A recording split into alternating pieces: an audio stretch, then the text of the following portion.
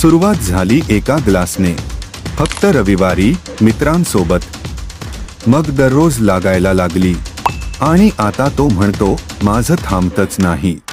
असं काय होतं दारूमुळे की ती सोडवत नाही? दारू मेंदूत जाते आणि डोपामिन नावाचं हॅपी केमिकल वाढवतं. त्यामुळे तुम्हाला वाटतं शांत, मोकळं, तणावमुक्त. पण शरीर हळूहळू नैसर्गिक डोपामिन कमी करायला लागतं.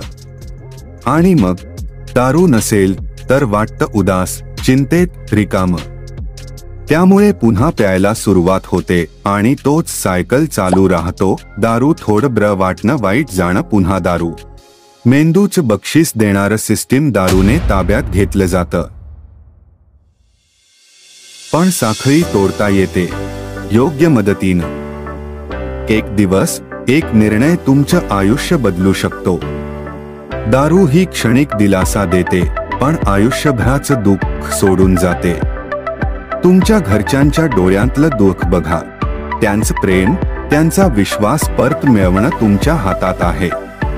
तुमच्या मुलांसाठी, आईवडिलांसाठी आणि स्वतःच्या उज्ज्वल भविष्यासाठी आजच ठरवा, मी थांबणार, मी बदलणार, आणि पहा आयुष्य किती सुंदर वाटेल.